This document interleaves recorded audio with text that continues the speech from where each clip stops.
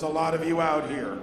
So let's give our boys in NYPD and our ladies a big round of applause. And let's start walking back. Keep the cops in the military for a good reason. There are bad people in the world, just not in America. Well, a couple. But we're going to get rid of them. Yeah, we're going to vote them out of office. All right, folks, come on, move it back on 8th Avenue. I know what we do with the Taliban. We send all people from America that are in power now over to Afghanistan, and you don't have to worry about it anymore. They won't come back. Oh, that's just cold. But you're a cold man. All right, everybody, now a lot of you are Sirius fans, and a lot of XM fans. It's time for a little preaching. I just couldn't resist that because of his last name. The one, the only, Mike Church. Thank you, David. We love you too.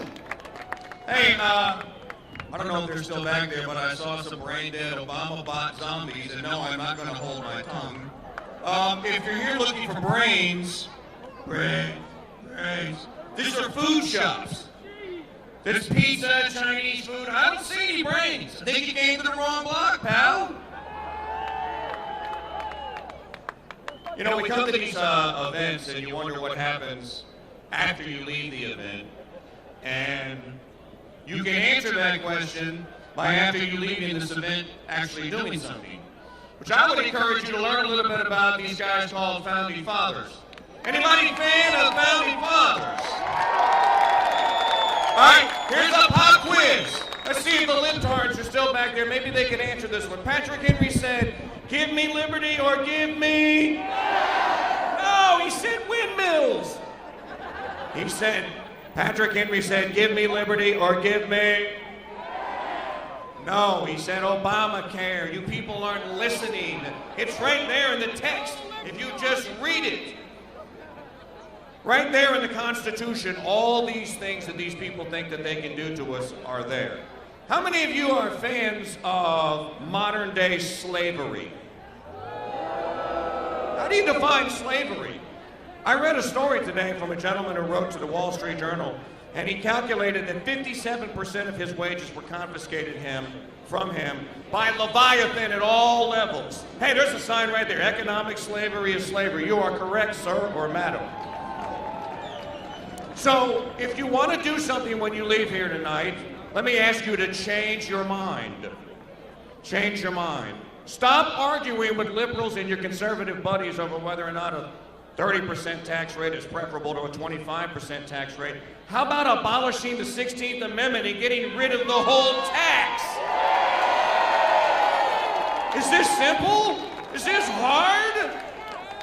Stop listening to anyone, Republican, Democrat, Independent, I don't care who they are, who says, well, we can take these little pieces of Obamacare and we can deal with those. I say, scrap the bill, right?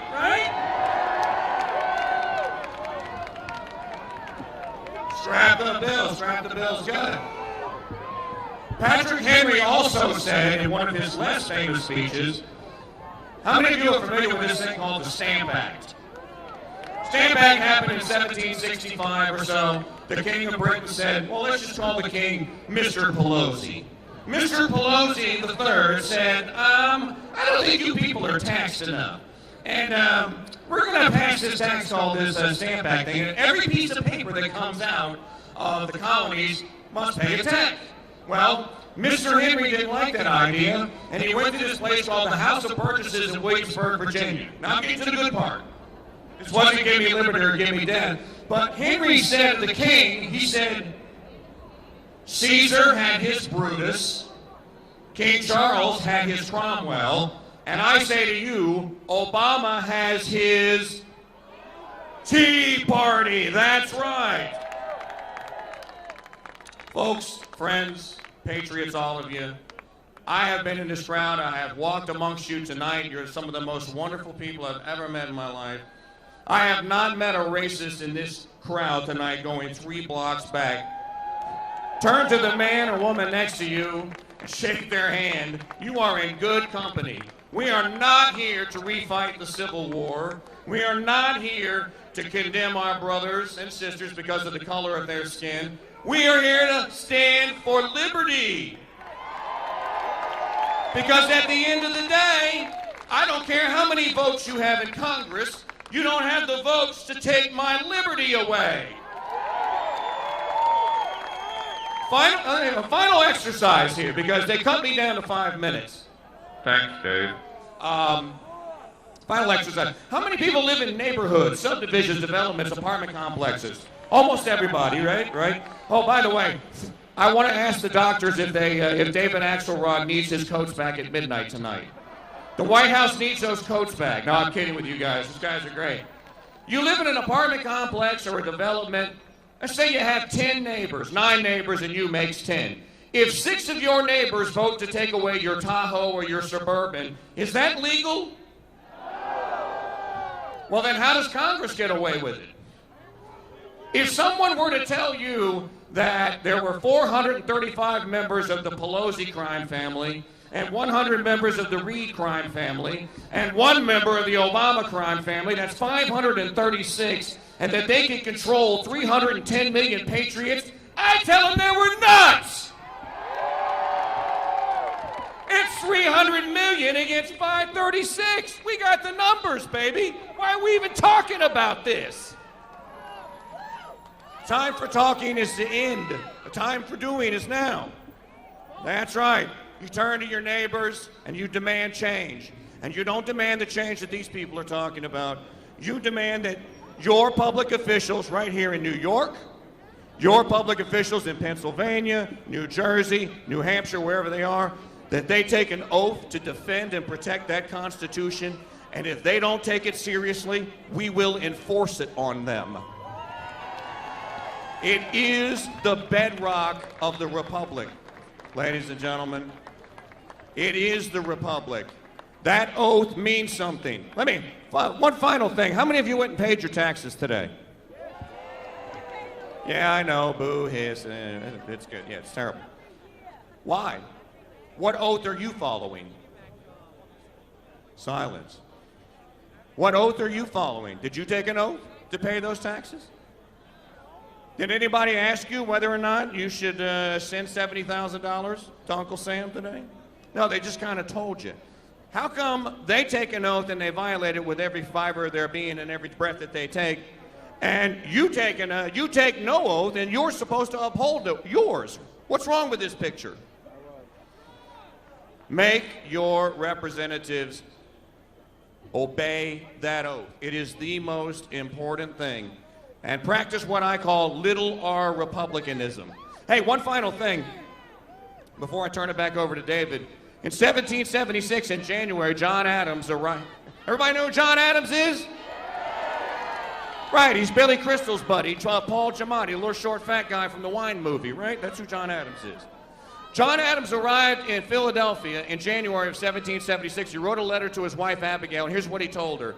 Man, I don't know if I can do this, baby. We got 1/3 Tories, meaning Obama bots.